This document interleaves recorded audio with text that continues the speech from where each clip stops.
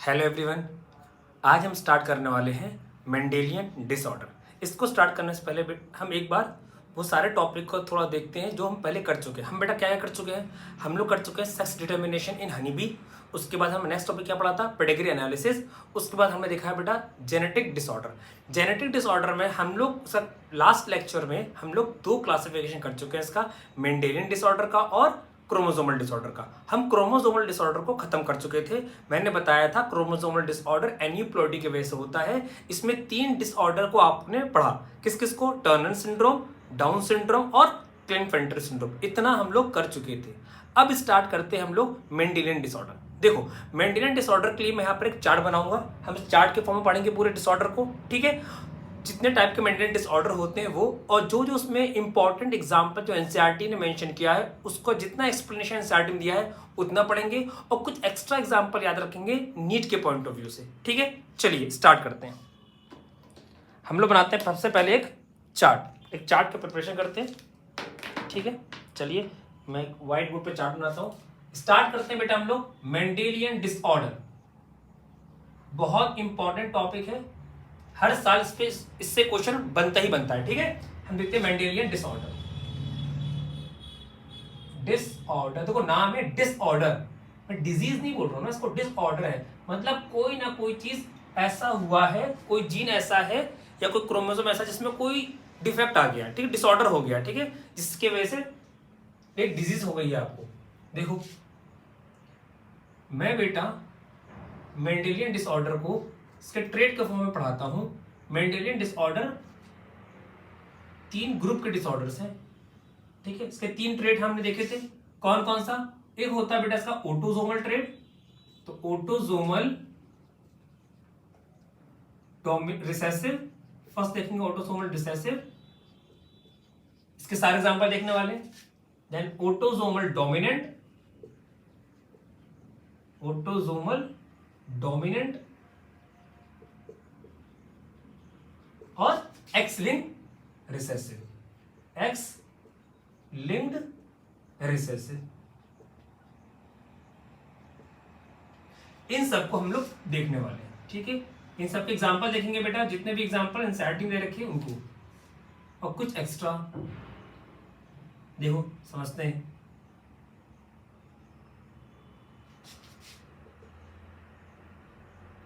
चलिए मैं यहां पर एक चार्ट के फॉर्म में एक लाइन ड्रॉ कर देता हूं। आप एनसीईआरटी बुक को साथ रखना और एनसीईआरटी में से देखते चले जाना, और वहीं पे आप इसको हाईलाइट कर सकते हो, मार्क कर सकते हो, अपने नोट्स बना सकते हो, सब आप पे डिपेंड करता है, ठीक है? चलिए स्टार्ट करते हैं बेटा इसके एग्जांपल से, ठीक है?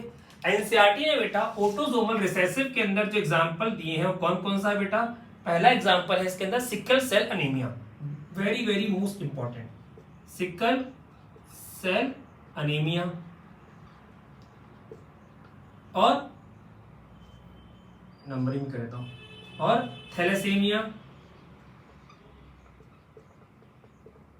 Thalassaemia, phenylketonuria, phenylketonuria, ठीक है? इसको PKU के नाम से फेमस है, ठीक है? और क्या है? और है सिस्टिक फाइब्रोसिस, लेकिन इसका सिर्फ नाम दे रखा है सिस्टिक फाइब्रोसिस।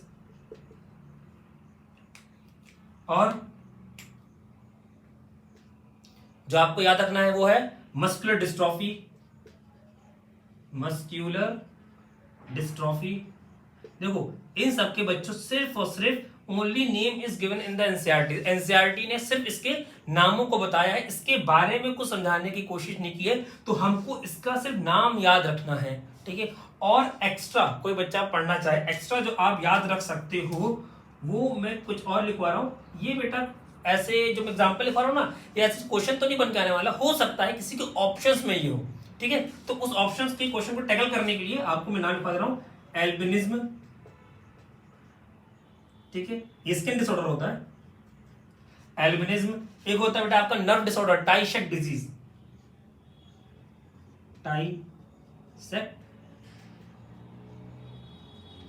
टाइसेक डिजीज, ठीक है? और एक और याद रख लो चाहो तो वो होता है एल्केप्टयूरिया।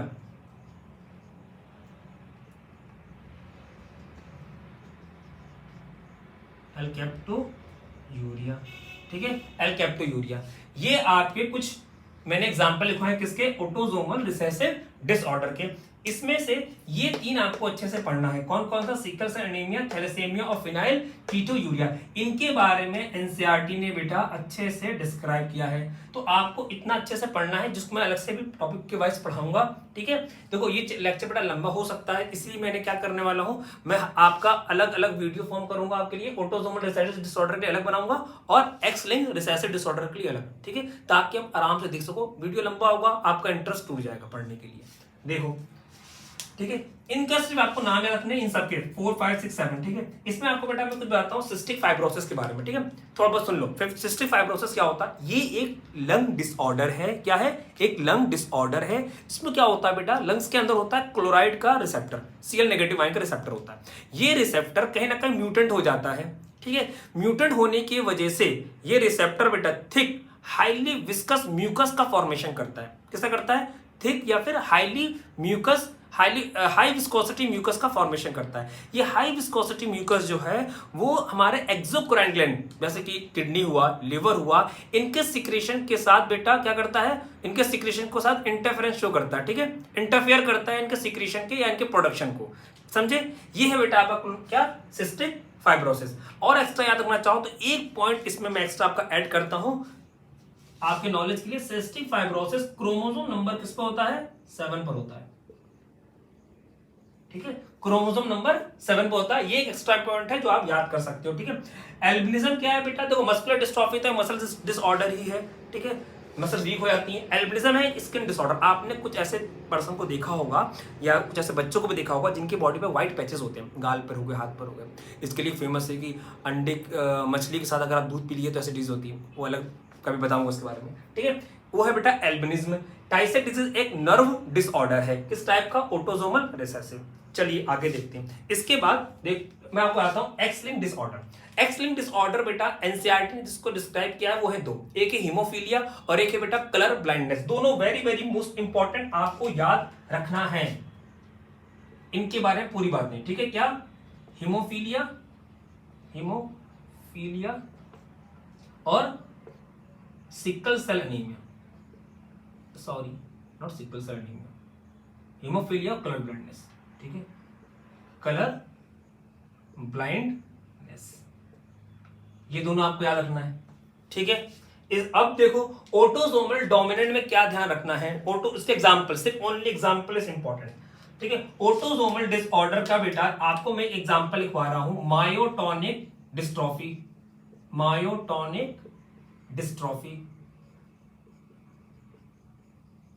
मायोटोनिक। देखो मायोटोनिक डिस्ट्रॉफी और मस्कुलर डिस्ट्रॉफी, ठीक है, मायोटोनिक डिस्ट्रॉफी और मस्कुलर डिस्ट्रॉफी एक ही चीज है, ठीक है, दोनों ही मस्कुलर डिस्ट्रॉफी ही है, चाहे वो मस्कुलर हो चाहे मायोटोनिक। फर्क ये है कि मायोटोनिक डिस्ट्रॉफी जो कि autosomal type of muscular dystrophy है और मस्कुलर डिस्ट्रॉफी तुम्हारा ऑटोसोमल रिसेसिव है ऑलरेडी, ठीक है। नेक्स्ट देखो इसके अंदर एक एग्जांपल मेरी तरफ से याद रखना चाहो तो वो एग्जांपल ये याद रख सकते हो। ये मैं सिर्फ इसलिए बोल रहा हूं कि नेट के में हो सकता है बेटा ऑप्शंस में आपको ऐसे क्वेश्चंस, आपको ऐसे ऑप्शंस मिल जाए, तो आपको उससे घबराना नहीं है, आपको याद अगर होगा तो हो सकता है आप ऑप्शन से ही क्वेश्चन को टैकल कर जाओ, ठीक है। वो है बेटा हंटिंगन्स कोरिया, हंटिंगन्स कोरिया। हंटिंगन्स कोरिया बेटा आपका ऐसा है, ये भी आपका नर्व डिसऑर्डर ही है। क्या है बेटा आपका, ये नर्व डिसऑर्डर, ठीक है। आगे देखते हैं, चलो इतना हो गया, आपने क्या चार्ट बना लिया पूरा मेंडेलियन डिसऑर्डर का, ये आपके सामने एक चार्ट है।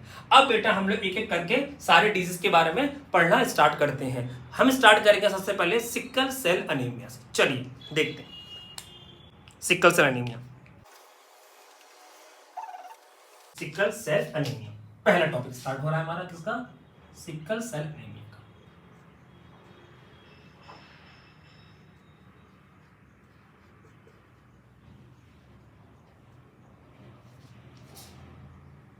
ध्यान रखेंगे बेटा, अच्छे से पढ़ना है इसको, अच्छे से समझना है। हो सकता है आपके घरों में भी कोई ना कोई इससे पीड़ित हो, चांस हो सकता है, ठीक है।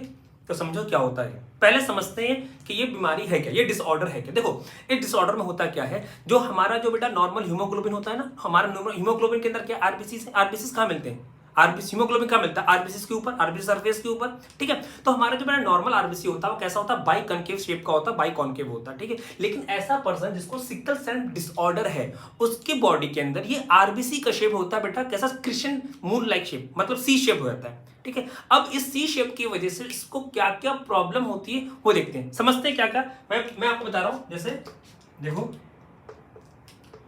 ये है बेटा आपका कैपिलरीज, मैं लिखा रहा हूं ये है आपके ब्लड कैपिलरीज, ठीक है, समझे, ब्लड कैपिलरीज,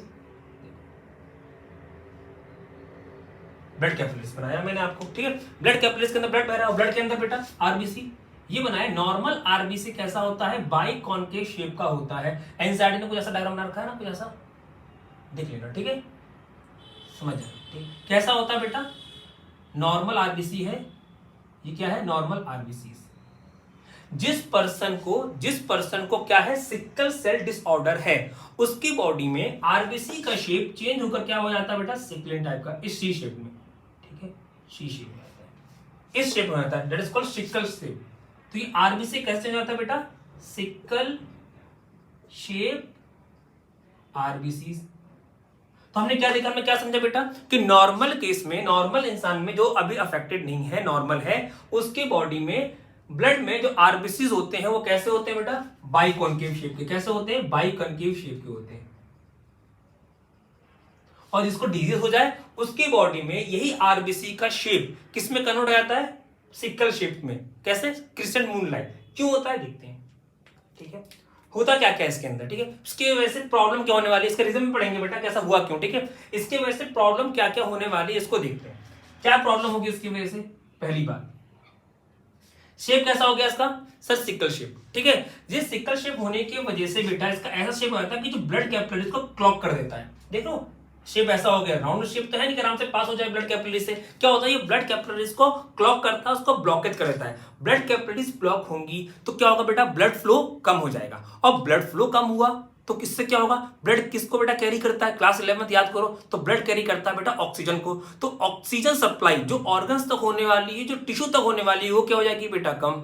ऑक्सीजन सप्लाई धीरे धीरे कम होगी तो क्या होगा, बॉडी में होगा पेन, और नॉर्मल पेन नहीं, बहुत सीवियर पेन होगा, और अल्टीमेटली डेफिशिएंसी ऑफ ऑक्सीजन की वजह से उस ऑर्गन का या उस टिश्यू का हो जाएगा बेटा नेक्रोसिस। नेक्रोसिस मतलब उस टिश्यू की या उस ऑर्गन की होगी डेथ, ठीक है, वो ऑर्गन खत्म, डैमेज। तो क्या क्या देखा हमने पहले देखा क्या फॉर्मेशन कर देगा बेटा, क्लॉग बना देगा, क्लॉग मतलब ब्लॉकेज कर देगा, ठीक है, ब्लॉकेज कर देगा, blockage of blood capillaries, blood capillaries को ब्लॉक कर देगा, ठीक है। ब्लड कैपिलरीज ब्लॉक होगी, इससे क्या हो जाएगा, इससे जो है ब्लड फ्लो जो है आपका, जो ब्लड सप्लाई है वो हो जाएगी डिक्रीज। ऑर्गन तो जो ब्लड सप्लाई हो रही है क्या हो जाएगी बेटा, डिक्रीज, ब्लड सप्लाई होगी डिक्रीज। ब्लड सप्लाई डिक्रीज होने से क्या हो सकता है, तो ब्लड सप्लाई डिक्रीज होने से दिमाग में आपको तुरंत क्लिक करना चाहिए कि ऑक्सीजन की जो डिमांड है टिश्यू के पास वो हो जाएगी कम, ठीक है, टिश्यू यूज नहीं कर पाएंगे, पहुंच ही नहीं पा रहा ऑक्सीजन। इसकी वजह से क्या होगा बेटा, होगा पेन, कैसा, बहुत सीवियर पेन, बहुत सीवियर पेन होगा, ठीक है। और अल्टीमेटली लेटर स्टेज में जाकर क्या होगा, उस ऑर्गन का नेक्रोसिस, क्या हो जाएगा, नेक्रोसिस। कि नेक्रोसिस वर्ड आपके लिए शायद थोड़ा नया हो, ठीक है, समझ जाना बेटा। नेक्रोसिस का मतलब आप याद करो, अभी से आप डॉक्टर बनने वाले हो, ठीक है, नीट एग्जाम क्रैक करो, डॉक्टर बनोगे, वहां आपको पैथोलॉजी पढ़ने को मिलेगा ये नेक्रोसिस क्या होता है, ठीक है, सेकेंड ईयर में जाकर देखो। नेक्रोसिस, नेक्रोसिस का मतलब यहां लिख रहा हूं मैं, ऑर्गन डैमेज, ऑर्गन डैमेज या फेलियर, ठीक है, ऑर्गन डैमेज हो जाता है, फेलियर होता है। और क्या होता है, देखो नॉर्मल आरबीसी का बेटा लाइफ स्पैन होता है 120 डेज का, लेकिन जो आरबीसी सिकल्ड होते हैं, ठीक है, सिकल शेप आरबीसी का लाइफ स्पैन भी कम हो जाता है। ये लाइफ स्पैन आ जाता है इसका सिर्फ कितना, लाइफ स्पैन 10 to 20 डेज, कितना, 10 to 20 days, person to person vary करता है, ठीक है। अब 10 to 20 डेज में आरबीसी मर गए। अब आरबीसी मर गए तो बेटा क्या होगा, आपकी बॉडी में खून की कमी होगी, that lead to cause of anaemia. इसकी वजह से क्या होता है, पर्सन अनेमिक हो जाता है। अनीमिया का मतलब क्या होता है, अनेमिक का मतलब क्या होता है, ब्लड कम हो जाना, ठीक है ना, ब्लड कम हो गया, समझे, इतना आया। अब ऐसे पर्सन में क्या क्या सिम्टम्स होंगे, अब हम उसको देखते हैं, ठीक है, इस पर्सन में क्या क्या सिम्टम्स होंगे, देखते हैं सिम्टम्स इसके। बेटा देखो, आप अपने लेवल तक बहुत छोटा पढ़ रहे हो सिकल सेल एनीमिया, ठीक है। आप सिलेक्शन लेके मेडिकल कॉलेज पहुंचोगे, इसका बहुत बड़ा क्लासिफिकेशन पढ़ने वाले हो किस टाइप का सिकल सेल एनीमिया होता है, ठीक है। तो देखो क्या क्या सिम्टम्स होंगे। तो पहला सिम्टम्स तो बेटा इसके आरबीसी की शेप पर ही है। कैसा है आरबीसी की शेप, कैसा हो गया इसका, सिकल शेप का, ठीक है। आरबीसी कैसा हो गया, सिकल शेप का।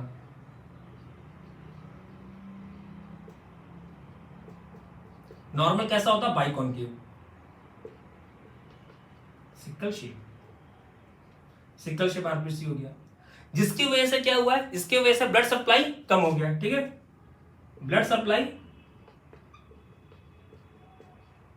डिक्रीज, ठीक, ब्लड सप्लाई डिक्रीज हो गया। और क्या हुआ है, आप देखो ब्लड सप्लाई डिक्रीज होने से ऑक्सीजन कम मिली तो क्या होगा बेटा, पेन होगा। कैसा, बहुत सीवियर पेन होगा। क्या होगा, सीवियर पेन होगा। और नेक्रोसिस मतलब ऑर्गन डैमेज हो जाएगा, ठीक है, ऑर्गन डैमेज हो जाएगा।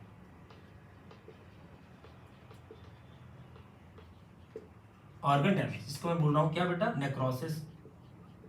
आपने समझना है, ठीक है इस चीज को।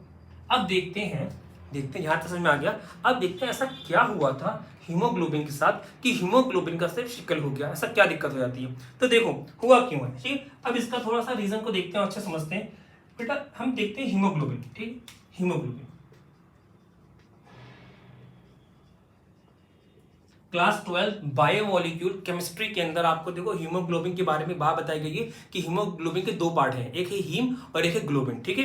हीम और ग्लोबिन, जो ग्लोबिन है बेटा प्रोटीनिशियस पार्ट होता है, ठीक है। तो देखो हीमोग्लोबिन, ये मैंने बोला ये है आरबीसी। हीमोग्लोबिन कहां मिलता है बेटा, आरबीसी के अंदर, या आरबीसी के सरफेस पे बोलो, आरबीसी के सरफेस पे क्या मिला आपको, हीमोग्लोबिन। मान लो ये हीमोग्लोबिन है, हीमोग्लोबिन की एक चेन है, ठीक है। हीमोग्लोबिन में क्या क्या होता है, हीमोग्लोबिन में होता है हीम पार्ट जो बनाता है आयरन, ठीक है। और होता है बेटा ग्लोबिन पार्ट। ग्लोबिन पार्ट एक प्रोटीनिशियस पार्ट है, प्रोटीन पार्ट है। ये बनाते हैं बेटा आपके दो चेन, कौन, अल्फा, और दो अल्फा की चेन और दो बीटा की चेन ग्लोबिन को बना रही होती है। ये दोनों को दोनों प्रोटीन पार्ट है। देखो यहां देखते हैं, देखो ये है आपका आयरन Fe, ये है हीम, इस पर लगे होते हैं बेटा ग्लोबिन प्रोटीन, ठीक है। कितने ग्लोबिन प्रोटीन लगे होते हैं, 4, दो अल्फा के और दो बीटा के, ठीक है, दो अल्फा के और दो बीटा के।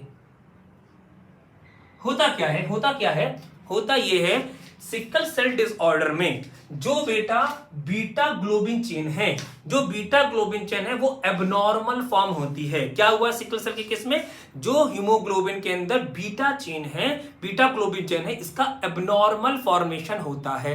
चलो आगे देखते हैं इससे क्या हुआ, इसको मैं रफ करता हूं, आगे दिखाता हूं।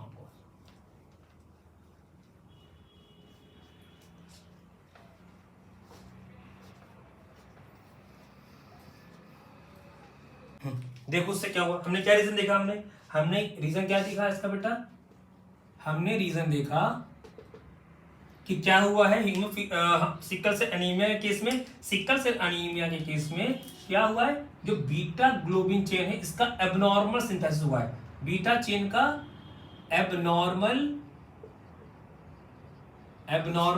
सिंथेसिस हुआ है। यहाँ एबनॉर्मल सिंथेसिस मतलब क्या, यहाँ एबनॉर्मल सिंथेसिस मतलब है उसका जो शेप है वो बिगड़ा है, ठीक है, शेप एबनॉर्मल फॉर्म हुआ है। वैसे क्या होता है बाइकॉन्केव, लेकिन बीटा चेन में क्योंकि कुछ म्यूटेशन हुआ जिसकी वजह से ये बाइकॉन्केव शेप किसमें तब्दील हो गया बेटा, सिकल शेप में, ठीक है, सिकल शेप में। तो ये क्या मैं बात कर रहा हूँ शेप की, इसकी क्वालिटी की बात कर रहा हूँ, ठीक है। ये क्वालिटेटिव एनालिसिस भी है ये, ठीक है। एनसीईआरटी इसके लिए डायग्राम यूज करते हैं, आप एनसीईआरटी खोल करना, एनसीईआरटी में डायग्राम होगा आपके पेज नंबर, इसका पुरानी बुक होगी देख लेना, मैं आपको यहाँ दिखा रहा हूँ बुक में, पेज नंबर 89 मेरे बुक में दे रखा है। आपको ये डायग्राम बहुत very very most important diagram, ठीक है, आपको इस डायग्राम को देखना, अच्छे देख के जाना, ठीक है। चलिए रखते हैं। देखो एनसीईआरटी क्या बोलती है, ठीक है, एनसीईआरटी डायग्राम से क्या समझाती है। एनसीईआरटी बेटा इसकी जेनेटिक्स के बारे में बता रही है, ऐसा हुआ क्यों है कि एक ग्लोबिन चेन का एबनॉर्मल सिंथेसिस हुआ है। देखो क्या है बेटा, हर एक प्रोटीन कौन बनाता है, जीन कहां होता है, डीएनए पर। तो देखो डीएनए का एक स्ट्रैंड एनसीईआरटी लेती है, ये डीएनए का एक स्ट्रैंड, ठीक है। जिन लोगों ने मॉलिक्यूलर बेसिस ऑफ इनहेरिटेंस अगर कहीं पढ़ रखा है तो उनको थोड़ा और आसानी होगी समझने में, ठीक है। और नहीं पढ़ रहा तो कोई बात नहीं, थोड़ी बहुत चीजें आप समझ लो, ठीक है। ये है बेटा सब कोडिंग स्ट्रैंड, दो स्ट्रैंड होते हैं, एक होता है कोडिंग स्ट्रैंड और एक होता है बेटा आपका टेम्पलेट स्ट्रैंड। ये है टेम्पलेट, ठीक है, एक है कोडिंग स्ट्रैंड और एक है टेम्पलेट, ठीक है। ये है 5 से 3 जा रहा है, ये 3 से 5 जा रहा है। कोडिंग स्ट्रैंड के ऊपर कोडोन होते हैं, कौन से कोडोन होते हैं बेटा? GAG। एक कोडोन होता है 6 नंबर पर, 6 पोजीशन पर एक कोडोन होता है, कौन सा? GAG। एक कोडोन होता है GAG, ठीक है। इसके अगेंस्ट एंटी कोडोन क्या होते हैं? इसी लोकेशन पर G के अगेंस्ट क्या होगा बेटा? C। A के A और G के अगेंस्ट C, ठीक है। इस टेम्पलेट कोडोन का, इस टेम्पलेट का क्या होता है? ट्रांसक्रिप्शन। आप याद करो बेटा, डीएनए का ट्रांसक्रिप्शन होगा तो क्या बनेगा? याद आ रहा होगा? तो डीएनए के ट्रांसक्रिप्शन से फॉर्मेशन होता है एमआरएनए का। किसका? मतलब डीएनए के ट्रांसक्रिप्शन एमआरएनए बनता है, तो क्या बनेगा? एमआरएनए बना, ये बना एमआरएनए। तो एमआरएनए, ये जो एमआरएनए बना है, जो प्रोटीन बनकर तैयार हो रही है, इसके 6 पोजीशन पर एक कोडोन है। कौन सा कोडोन है? GAG। अब ठीक है, ये GAG कोडोन जो है ये क्या बनाता है? मैं आपको दिखा रहा हूं। एनसीईआरटी ने डायग्राम के फॉर्म में दे रखा है, वैलिन दे रखा है आपको, सेरीन दे रखा है, हिस्टामिन दे रखा है, बहुत सारे, ठीक है। यहाँ पे 6-7 आपके अमीनो एसिड बना के रखे हैं यहाँ पे। तो देखो यहाँ क्या होता है, एमआरएनए के 6 पोजीशन पर, एमआरएनए के 6 पोजीशन पर मैं बनाता हूं यहां पर,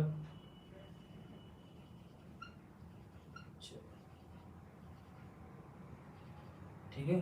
देखो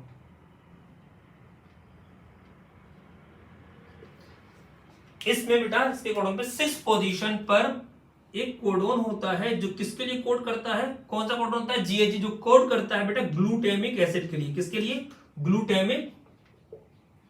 ग्लूटामिक एसिड एक एसिडिक अमीनो एसिड है जिसमें COOH ग्रुप ज्यादा होता है as compare to amine group. इधर लगा रहा हूं अमीन ग्रुप, उधर C का मतलब आपका एसिडिक ग्रुप है, ठीक है, समझे? अब हुआ क्या? हुआ ये कि म्यूटेशन हो गया बेटा किस पोजीशन पर? इस डीएनए में म्यूटेशन हो गया 6 पोजीशन पर, ठीक है। इस डीएनए म्यूटेशन हो गया किस कोडोन का? GAG कोडोन का हो गया म्यूटेशन। देखो म्यूटेशन होने से क्या हुआ, ये कोडिंग स्ट्रेन का कोडोन चेंज हो गया, ठीक है। और ये म्यूटेशन है बेटा पॉइंट म्यूटेशन। कौन सा बेटा म्यूटेशन? ये है आपका पॉइंट म्यूटेशन। इस पॉइंट म्यूटेशन को आप मिससेंस म्यूटेशन भी कहते हो। और पॉइंट म्यूटेशन किस टाइप का है? तो आप आंसर दोगे ये सब्स्टिट्यूशनल टाइप का पॉइंट म्यूटेशन है। तो देखो ये मैंने लिया 5 3 ये कोडिंग स्ट्रेन बेटा, ठीक है ना, मैं लिख रहा हूं, यहां समझ लेना, ठीक है। 3 5 इसमें यहां एक कोडोन लिख रहा हूं और यहां पर उसका एंटी कोडोन। तो हुआ क्या? हुआ ये कि यहां का कोडोन चेंज होके जो पहले GAG था वो बन गया GTG। इसके एंटी कोडोन पे क्या होगा? CAC। देखो ये बेटा चेंज हो गया ना, दैट इज कॉल्ड सब्स्टिट्यूशनल, ठीक है। पॉइंट म्यूटेशन हुआ है मतलब सिंगल कोड आपका चेंज हुआ है, सिंगल अमीनो एसिड बदला है और सब्स्टिट्यूट हुआ ऊपर से नीचे में, that's what is called point mutation और substitutional point mutation, also known as missense mutation. बताऊंगा मिससेंस की, ठीक है। अब इसका होगा ट्रांसक्रिप्शन। ट्रांसक्रिप्शन से क्या बनेगा? एमआरएनए। ट्रांसक्रिप्शन से क्या बनेगा? एमआरएनए। हुआ ट्रांसक्रिप्शन, इसका ट्रांसक्रिप्शन, उससे क्या बना? एमआरएनए। लेकिन इस एमआरएनए में और इस एमआरएनए में मेन फर्क क्या है? इसके यहां पर बेटा जो कोडोन बनकर आया है वो कोडोन क्या है? देखो C के अपोजिट होगा G, A के अपोजिट, क्योंकि एमआरएनए T नहीं होगा, क्या होगा बेटा? U, और यहां पर होगा G, ठीक है। याद है ना बेटा आपको, आरएनए के अंदर थाइमिन ग्रुप नहीं होता है, क्या होता है? यूरेसिल होता है। थाइमिन के जगह पर क्या होता है? यूरेसिल। तो यहां पे क्या आएगा? GUG।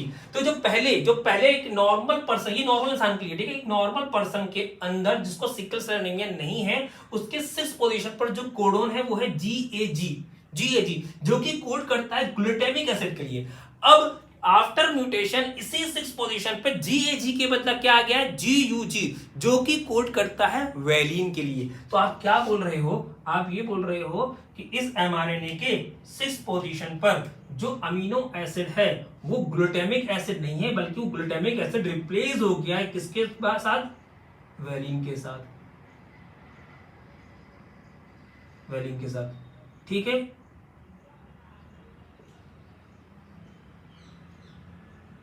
अब मैं क्या बोल रहा हूं, अब इस 6 पोजीशन पर ग्लूटामिक एसिड ना बनकर क्या बन रहा है, वैलीन। क्या बन रहा है, वैलीन। तो यहां क्या हो गया बेटा, आपका एक म्यूटेशन, पॉइंट म्यूटेशन हुआ है, पॉइंट म्यूटेशन हुआ है। इसको हम लोग मिस सेंस म्यूटेशन भी कहते हैं, मिस सेंस म्यूटेशन, ठीक है। और किस टाइप का बेटा, सब्स्टिट्यूशनल टाइप का, सब्स्टिट्यूशन पॉइंट म्यूटेशन, ठीक है। आ जाओ, मैंने क्या बताया, हुआ क्या, देखो क्या लिख देते हैं, देखो जल्दी से रीजन में। म्यूटेशन हुआ है, कौन सा, पॉइंट म्यूटेशन, किस टाइप का, सब्स्टिट्यूशन टाइप का हुआ है, ठीक है। इसकी वजह से क्या हुआ, जो ग्लूटामिक एसिड बनता है, ग्लूटामिक एसिड जो बनता है उसकी जगह पर क्या बन रहा है, वैलीन। तो म्यूटेशन होने की वजह से glutamic acid replaced by another amino acid called valine. कौन सा नंबर बेटा, बीटा चेन के 6 पोजीशन पर वैलीन, ठीक है। कहां पर, बीटा चेन के 6 पोजीशन पर। अल्फा चेन पर नहीं होता, ठीक है, अल्फा चेन पर ये नहीं होता। कोई पूछेगा क्यों नहीं होता, तो वो तो बेटा ये म्यूटेशन है, किसी पर भी हो सकता है, इसमें सिर्फ 6 पर मिल रहा है आपको, ठीक है। आगे देखते हैं हम लोग, यहां तक कोई डाउट, ठीक है। आगे देखते हैं, अब देखते हैं हम लोग इसका जीनोटाइप। जीनोटाइप का इंपॉर्टेंस है बेटा, देखो आप रीजन में तो ये समझा के आओगे। जीनोटाइप का इंपॉर्टेंस है जब आप इसके क्या कर रहे हो, क्रॉस कर रहे हो, जब क्वेश्चन आएंगे ना तो आपके बहुत हेल्पफुल होगा इसका जीनोटाइप। आओ ये देखते हैं जीनोटाइप।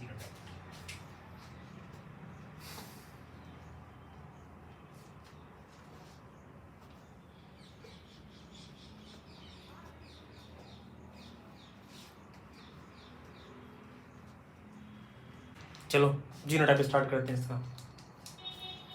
फिर कुछ एक एक्स्ट्रा इन्फॉर्मेशन बताऊंगा इसके बारे में, ठीक है, जीके बेस्ड, जीके बेस्ड बातें। जीनोटाइप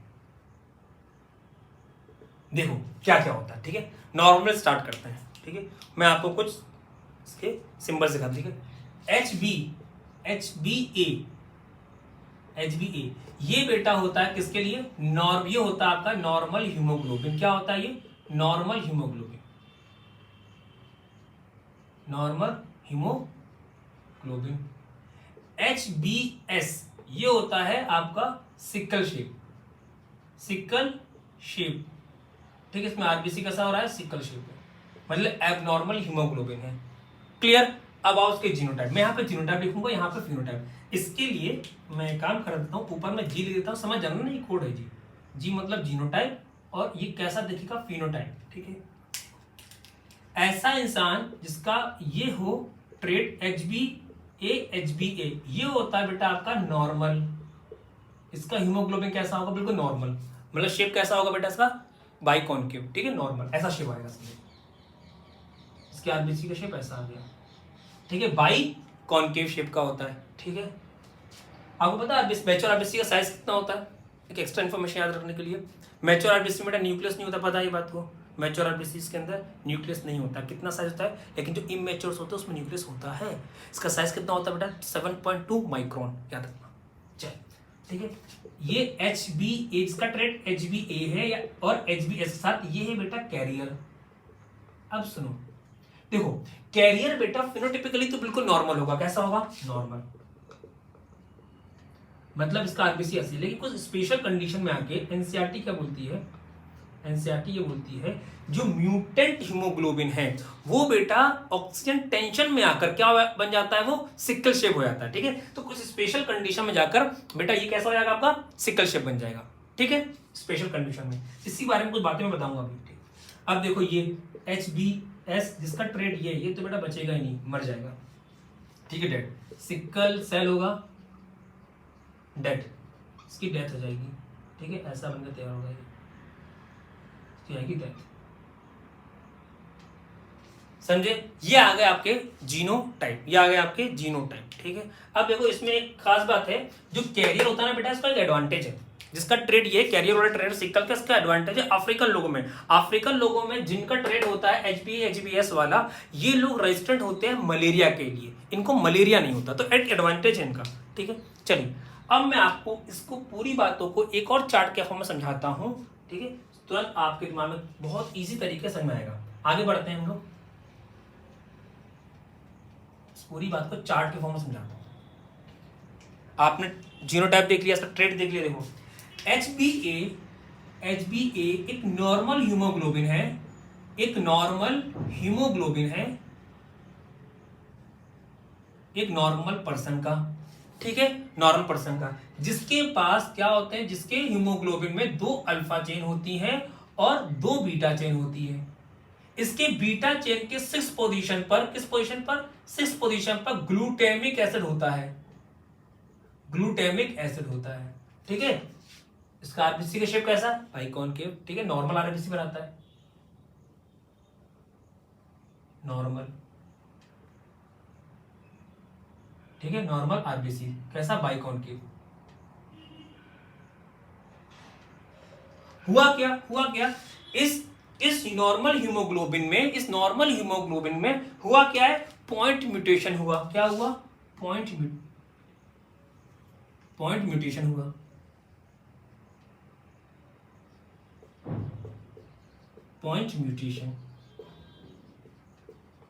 ठीक है, पॉइंट म्यूटेशन होने से हुआ क्या, ये HbA जो ट्रेड था वो कन्वर्ट हुआ किसमें, HbS के अंदर। ये है आपका म्यूटेंट हीमोग्लोबिन। तो वो एनसीईआरटी जो लाइन लिख के दे रहा है उस लाइन को समझाने की कोशिश कर रहा हूं, म्यूटेंट हीमोग्लोबिन।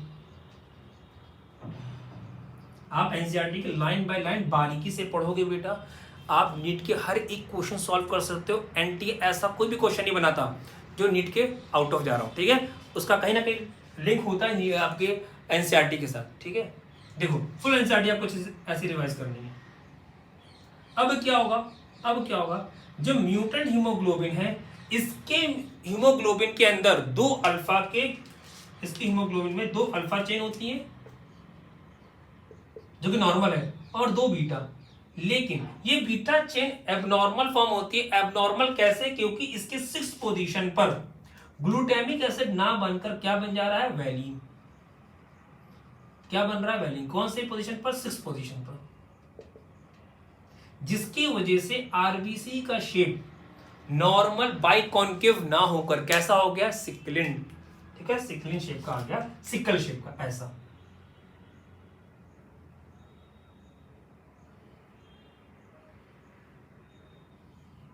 ये लो और बना दिया।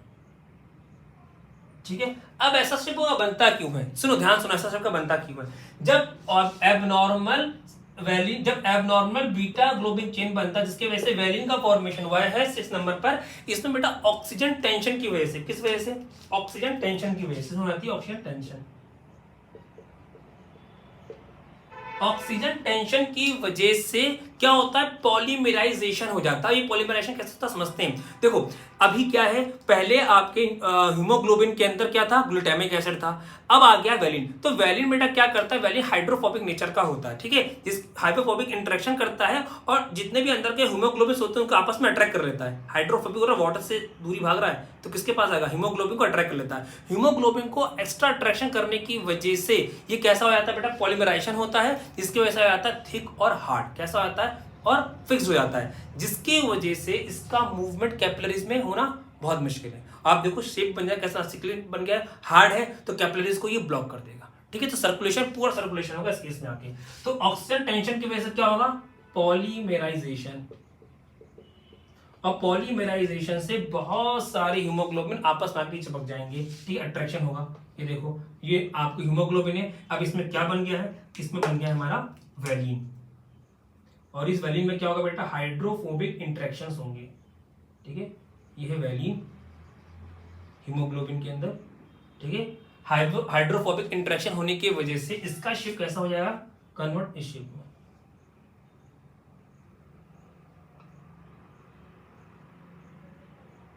समझे, तो कैसा हुआ ये, इट बिकम हार्ड। ठीक है, इट बिकम हार्ड और रिजिड।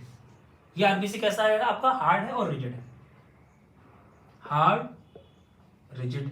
सर्कुलेशन कैसा है इसका, पुअर सर्कुलेशन, मूवी नहीं कर पाएगा बेचारा, क्लॉक बना लेगा कैपिलरीज में, कैपिलरीज को ब्लॉक कर देगा, ठीक है। और इसके बारे में क्या बात याद रखनी थी आपको, याद है लाइफ स्पैन, दोबारा बता रहा हूं, लाइफ स्पैन कितनी है बच्चे, 10 to 20 डेज। समझे, यहां तक आया, यहां तो कोई दिक्कत किसी को, चलो याद रखना। यहां पे क्या लिखवा रहा हूं, ऐसा होता हाइड्रोफोबिक, हाइड्रोफोबिक इंटरेक्शन करता है। अब सुनो मैं क्या बता रहा था, देखो हमारे इंडिया में बेटा एक स्टेट है छत्तीसगढ़, ठीक है। छत्तीसगढ़ में सिकल सेल अनीमिया के सबसे ज्यादा केसेस रिपोर्ट किए जाते हैं। यहाँ बेटा एक कास्ट क्या बोले फैमिली है, साहू कम्युनिटी, साहू कम्युनिटी के अंदर सबसे ज्यादा आपको सिकलिन की ट्रीट मिलते नजर आते हैं, ठीक है। ऐसे बच्चे देखो, आपको भी नहीं पता हो आपको सिकलिन है कि नहीं, तो आप इसके टेस्ट करा लो, बहुत इंपॉर्टेंट है, छोटा टेस्ट होता है। आप किसी भी गवर्नमेंट हॉस्पिटल में जाएंगे, डिस्ट्रिक्ट हॉस्पिटल में जाएंगे, आपका टेस्ट हो जाएगा, आप सिकलिन टेस्ट कर लीजिए। लाइफ में एक बार होता है, बार बार करवाने की जरूरत नहीं, आपको पता चल जाएगा आपके पास ट्रेट है कि नहीं है, ठीक है।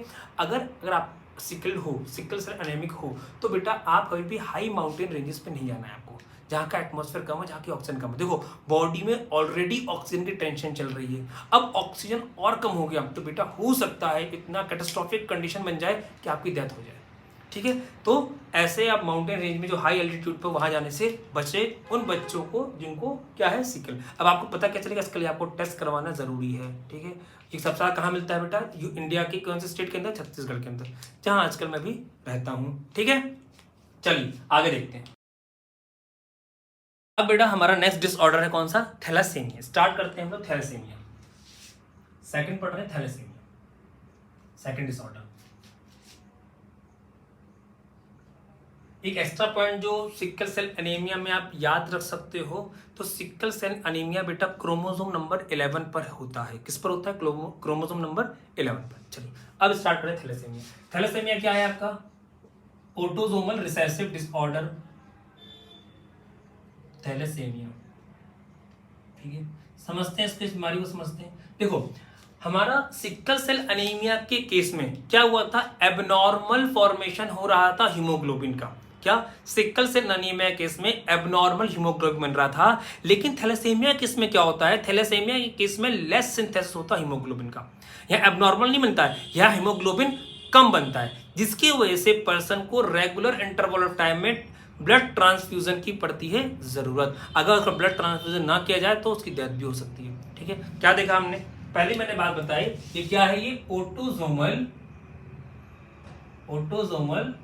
Recessive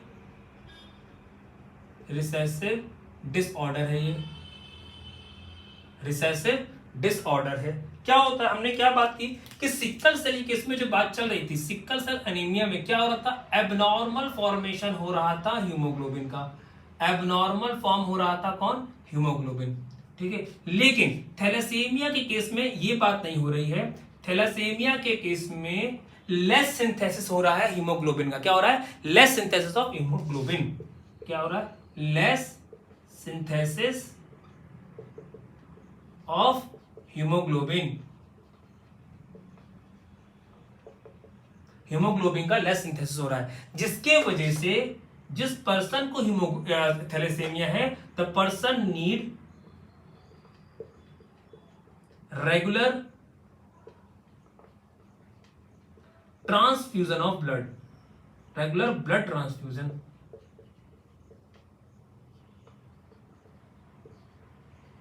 regular blood transfusion. ऐसे इंसान को बेटा रेगुलर इंटरवल टाइम में ब्लड का ट्रांसफ्यूजन करवाना पड़ता है। रीजन क्या है, रीजन क्या है, देखो रीजन ये है, सेम बात जो पहले पढ़ के आया हूं, थोड़ा सा बस आपको चेंज करना है इसमें। तो रीजन क्या है इसमें, रीजन ये है कि होता है म्यूटेशन डिसऑर्डर है मेंडेलियन। क्या होगा इसमें, होगा आपका म्यूटेशन होगा। म्यूटेशन क्या होता है, म्यूटेशन हीमोग्लोबिन पर ही होगा, ठीक है। म्यूटेशन होता है बेटा ग्लोबिन की किसी एक चेन पर, ठीक है, कम से कम किसी एक चेन पर होता है, जिसकी वजह से लेस सिंथेसिस होता है उस ग्लोबिन चेन का, और वो ग्लोबिन चेन की वजह से थैलेसीमिया कॉज हो जाता है। तो मैं क्या बोल रहा हूं, इस केस में क्या होता है सर, होता है हमारा mutation.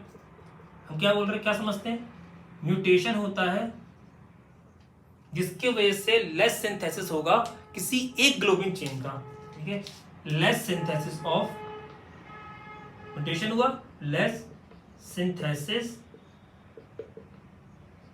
Of any one globin chain. हमारे पास हीमोग्लोबिन कौन कौन सी ग्लोबिन चेन है, अल्फा एंड बीटा, तो इनमें से किसी एक का अगर बीटा चेन का लेस सिंथेसिस हुआ है, now it is called beta thalassaemia. और अगर अल्फा चेन का लेस सिंथेसिस हुआ है तो क्या बोलेंगे इसे, अल्फा थैलेसीमिया। देखो हमारे एनसीईआरटी क्या बोलती है, ठीक है, हमारे एनसीईआरटी बोलती है हमारे पास दो टाइप के क्रोमोसोम होते हैं, ठीक है। एक होता है क्रोमोसोम नंबर 16, क्रोमोसोम नंबर 16 देखो यहां देखो,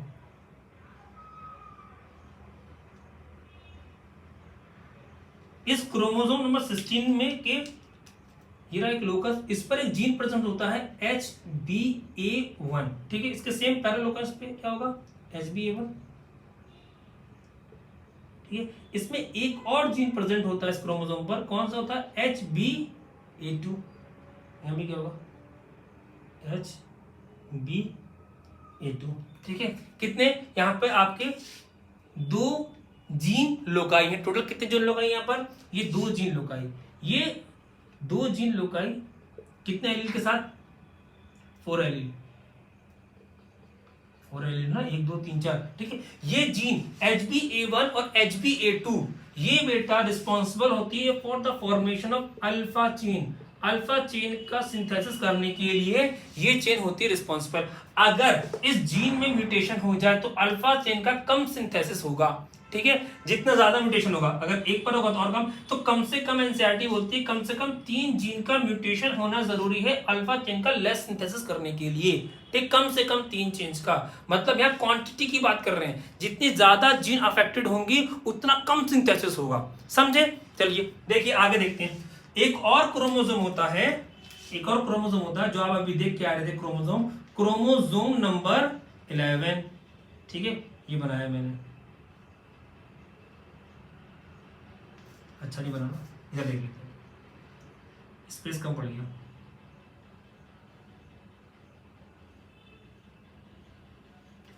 इसमें इसमें क्या है बेटा, इसमें जीन प्रेजेंट है कौन सा, 1 जीन लोकाई है HBB, HBB, ये कैसा है आपका 1 जीन लोकाई,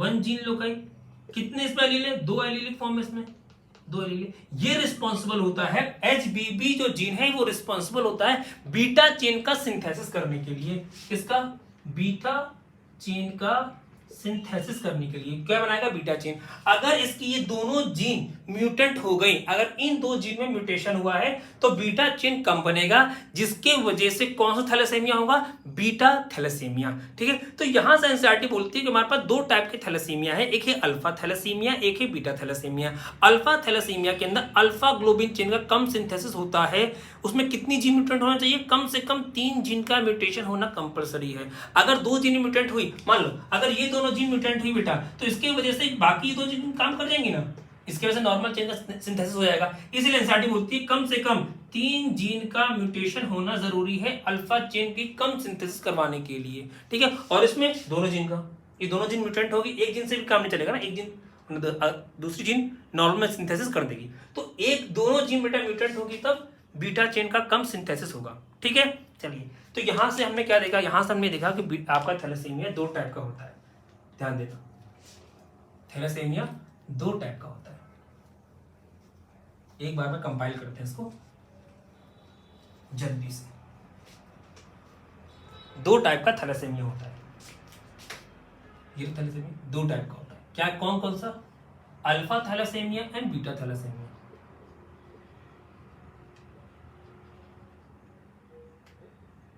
अल्फा थैलेसीमिया और बीटा थैलेसीमिया,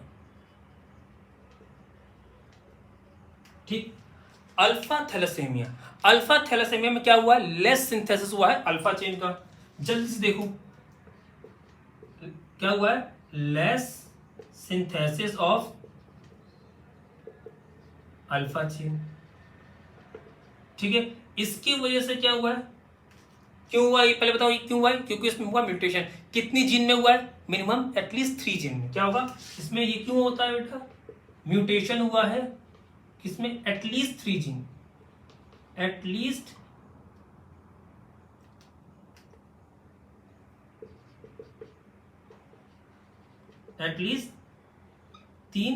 तीन एलील में, 3 एलील में, ठीक है। एटलीस्ट 3 एलील का म्यूटेशन होना जरूरी है किसके लिए? अल्फा थैलासेमिया के लिए। अब आ जाओ बीटा थैलासेमिया पर, सब बहुत इजी है। इसमें क्या होगा? सेम लेस सिंथेसिस होगा किसका? बीटा चेन का। बीटा चेन के लेस सिंथेसिस कैसा होगा? क्योंकि यहां म्यूटेशन होगा, किसका होगा? दोनों जीन का, म्यूटेशन ऑफ बोथ जीन, एचबीबी की दोनों जीन का, ठीक है। और क्या रखोगे बेटा? अल्फा थैलासेमिया के में जो क्रोमोसोम इन्वॉल्व है वो है क्रोमोसोम नंबर 16। बीटा थैलासेमिया में जो क्रोमोसोम इन्वॉल्व है वो है क्रोमोसोम नंबर 11। अब सुनो, एनसीईआरटी नीट का एग्जाम जो हुआ है बेटा, इसमें एक क्वेश्चन आया हुआ बहुत पहले, ठीक है। वो क्वेश्चन क्या है कि थैलासेमिया और सिकल सेल एनीमिया के डिफरेंस पे उन्होंने कुछ क्वेश्चंस पूछे हैं, ठीक है। और ऐसे क्वेश्चन आपका ऐसा रीजनिंग में भी आ सकते हैं। और आजकल नीट के अंदर तो जो एंटी एग्जाम मेरा उसमें मैं सब कॉलम्स भी दे देते हैं, ठीक है। नंबर ऑफ स्टेटमेंट्स के बेस पे क्वेश्चन आ जाते हैं। तो देखते हैं हम लोग थोड़ा सा बीच में डिफरेंस देख लेते हैं, क्या डिफरेंस होता है मेनली थैलासेमिया और सिकल सेल एनीमिया के बीच में। देखो, ठीक है, सिकल सेल एनीमिया और थैलेसेमिया। पहली बात देखो, और कुछ इंपॉर्टेंट चीजें आपको मैं बताऊंगा। थैलेसेमिया में क्या हुआ था कि एबनॉर्मल फॉर्मेशन हुआ था किसका? हीमोग्लोबिन का। एबनॉर्मल फॉर्मेशन शेप के बेस पर, ठीक है। थैलेसेमिया के केस में क्या हुआ है? थैलेसेमिया के केस में लेस सिंथेसिस हुआ हीमोग्लोबिन का, ठीक है। सिकल सेल में एबनॉर्मल और उसमें लेस। तो जहां एबनॉर्मलिटी की बात हो रही, कहीं ना कहीं बात क्वालिटी की हो रही है। शेप पहले बाइकॉन्केव था, अब सिकल हो गया, क्वालिटी की बात हो रही है। और थैलेसेमिया हो रहा है बेटा नंबर की बात, ठीक है। जितनी ज्यादा जीन म्यूटेंट हुई है उतना कम सिंथेसिस हुआ है अल्फा या बीटा चेन का। तो यहां बात हो रही है बेटा किसकी? क्वांटिटी की। तो ये बेटा आपका क्वांटिटेटिव टाइप का डिसऑर्डर है और ये बेटा आपका क्वालिटेटिव टाइप का, ठीक है। ये क्वालिटी बेस्ड है, ये क्वांटिटी बेस्ड है। तो क्या लिखोगे बेटा? ये कौन सा टाइप का आपका डिसऑर्डर है? आप लिखते हैं क्वालिटेटिव। क्या लिखते हैं? क्वालिटेटिव। और ये क्वांटिटेटिव, समझे? क्वालिटेटिव क्यों है? क्योंकि इसमें 1 जीन लोकाई है। तो 1, इसका मतलब पता चला 1 जीन लोकाई वाला क्या क्वालिटेटिव होता है? क्वालिटेटिव होता है आंसर, यस। इसका मतलब आप क्या समझोगे? जो अगर पूछा गया अल्फा और बीटा चेन के अंदर डिफरेंस, तो बेटा जो बीटा चेन होता है ना वो होता है बेटा आपका क्वालिटेटिव टाइप का डिसऑर्डर, लेकिन अल्फा चेन जो है वो है क्वांटिटेटिव टाइप का डिसऑर्डर। लेकिन कंप्लीट बात करूं तो कंप्लीट याद रखो बेटा, थैलासेमिया के अंदर कितने जीन का इन्वॉल्वमेंट है? 3 जीन का। कंप्लीट थैलासेमिया बात कर रहा हूं जिसमें अल्फा और बीटा दोनों काउंट है। 3 जीन का इन्वॉल्वमेंट हुआ है, मतलब 6 एलील है, 6 एलिलिक फॉर्म है वहां पर, ठीक है, याद रखोगे। तो मैं कंप्लीट बात करूंगा तो क्वांटिटेटिव है, लेकिन अल्फा और बीटा के चेन में बात करूंगा तो अल्फा चेन क्वांटिटेटिव है और बीटा चेन क्वालिटेटिव है, याद रहेगा। गुड, ठीक है। यहां पर कितने जीन लोकाई है बेटा? 3 जीन लोकाई। फिर यहां क्या हुआ है?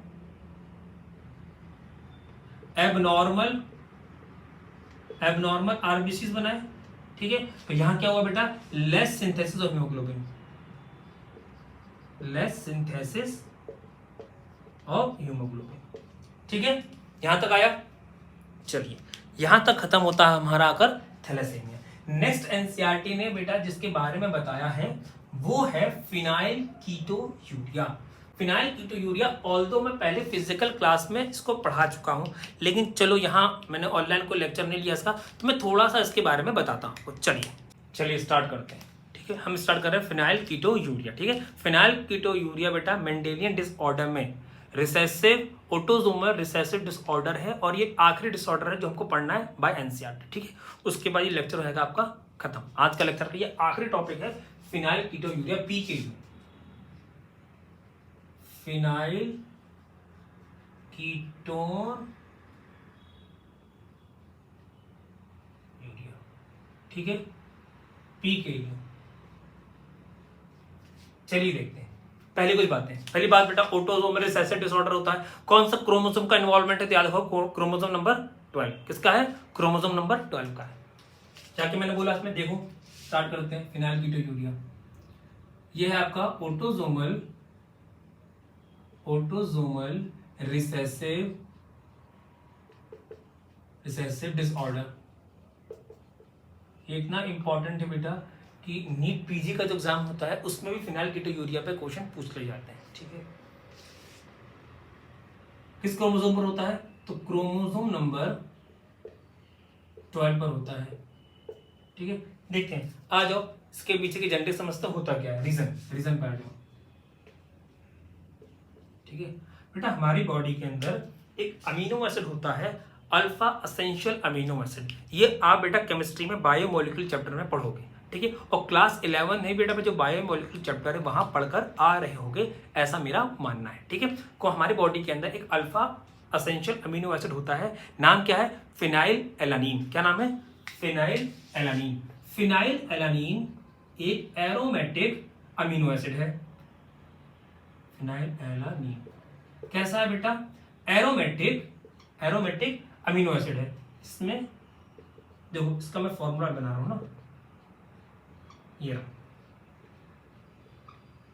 यहां लगा होगा NH2 ग्रुप, अमीन ग्रुप, यहां लगा होगा H। ठीक, फिनाइल एलानीन, सॉरी बेटा, ठीक है, फिनाइल एलानीन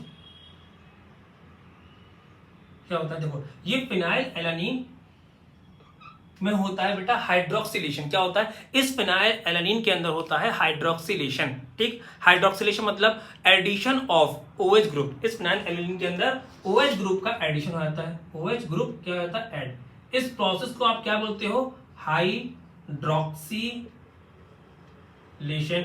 जैसे हाइड्रोजनेशन होता है ना, हाइड्रोजन ऐड, वैसे हाइड्रोक्सिलेशन OH ग्रुप का ऐड हो जाता है। ठीक है, ये OH ग्रुप ऐड होता है। ये OH ग्रुप को ऐड करने के लिए जो एंजाइम रिस्पॉन्सिबल है उसको हम लोग बोलते हैं हाइड्रोक्सिलेज। ये हाइड्रोक्सिलेज ये एंजाइम एक जीन बना रहा होता है। ठीक है, देखो ये जैसे कि वो ये जीन है मान लो। ठीक है, ये जीन एक एंजाइम क्या बना रहा है बेटा? हाइड्रोक्सिलेज। और ये हाइड्रोक्सिलेज क्या करवा रहा है? हाइड्रोक्सिलेशन। ठीक है, तो ये जीन रिस्पॉन्सिबल है। ठीक, ये जीन जब हाइड्रोक्सिलेज एंजाइम क्या करता है बेटा? इस फिनाइल एलानीन को कन्वर्ट कर देता है दूसरे टाइप के अमीनो एसिड में, दैट इज कॉल्ड टायरोसिन। क्या बोलते हैं उसको? टायरोसिन। ध्यान समझेंगे, टायरोसिन। देखो इसका स्ट्रक्चर देखो टायरोसिन का। टायरोसिन का स्ट्रक्चर ऐसा होता है कि इसके जो आपका फिनाइल ग्रुप है उसका पैरा पोजीशन पर क्या आकर लग जाता है? फिनाइल एलानीन के पैरा पोजीशन पर, नॉट फिनाइल ना, इस फिनाइल ग्रुप के पैरा पोजीशन पर ऐड हो जाता है OH ग्रुप। ये स्ट्रक्चर है किसका? टायरोसिन का। टायरोसिन बेटा रिस्पॉन्सिबल होता है फॉर डिफरेंट टाइप के हार्मोन बनाने के लिए। ठीक है, फॉर डिफरेंट टाइप के केमिकल्स बना रहा है। हार्मोन भी केमिकल्स ही तो होते हैं। क्या क्या? देखो, जैसे कि मेलानिन, ठीक है, जैसे कि डोपामीन, न्यूरोट्रांसमीटर है। ठीक है, जैसे कि हार्मोन T3 एंड T4, जैसे कि एड्रीनलिन। ये सारे हार्मोन्स आप पढ़ के आ रहे हो बेटा लास्ट ईयर क्लास 11 का आखिरी टॉपिक कंट्रोल एंड कोऑर्डिनेशन में जो पढ़ाया गया लास्ट में। ठीक है, हार्मोन्स के बारे में, हार्मोनल कंट्रोल। ये 4 टाइप के अपने केमिकल्स बनाता है, मतलब 4 इफेक्ट को शो करता है। मेलानिन, डोपामिन, T3 T4 बनाता है और एड्रेनालिन। तो एक कोई ऐसा जीन, याद करो एक टॉपिक पढ़ा रहा हूं, एक कोई ऐसा जीन जिसके बेटा एक से ज्यादा इफेक्ट हो, ऐसे जीन को बेटा क्या बोलते हैं? Pleiotropic gene. तो what is pleiotropic gene? Pleiotropic gene are those gene which have more than one phenotypic effect. ठीक है, एक जीन के ज्यादा फेनोटाइपिक इफेक्ट होते हैं, उन्हें हम क्या बोलते हैं? Pleiotropic gene. अब क्या हुआ? इस जीन में हो गया म्यूटेशन। क्या हुआ है? इस जीन में हो गया म्यूटेशन। इस जीन में क्या हो गया? म्यूटेशन। इस जीन में म्यूटेशन हुआ जिसकी वजह से क्या हुआ? हाइड्रोक्सिलेज एंजाइम की सिंथेसिस नहीं हुई।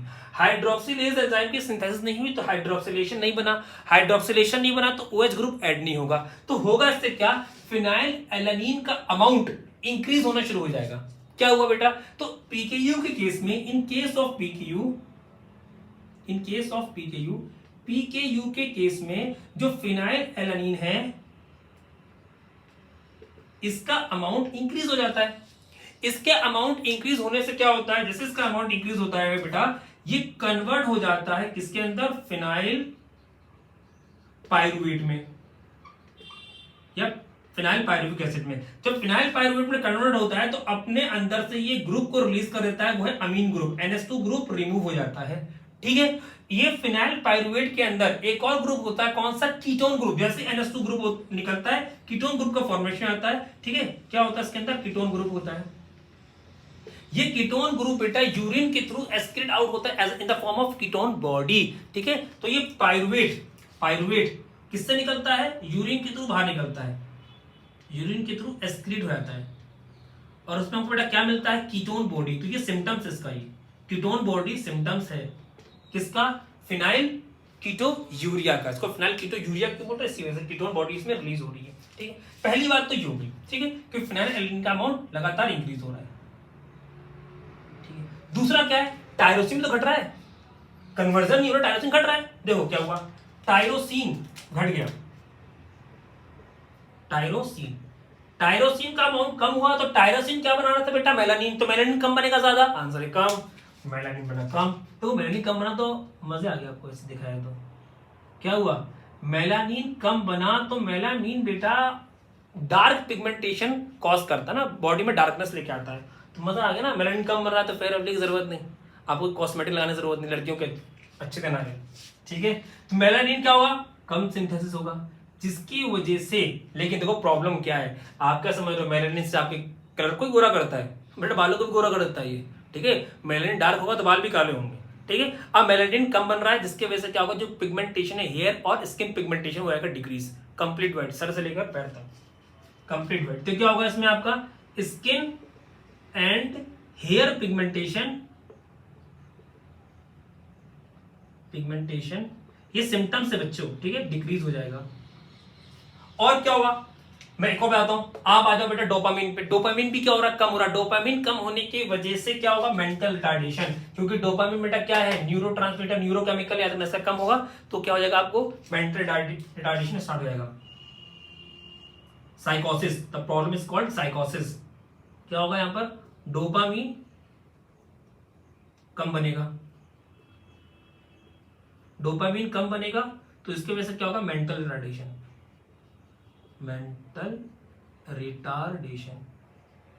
लेकिन ये उन्हीं बच्चों में होगा जिनके पास दिमाग है, जिनके पास दिमाग है उन्हें टेंशन लेने की जरूरत ही नहीं है। ठीक है, उनकी बॉडी में डोपामिन कम भी होगा तो फर्क नहीं पड़ता।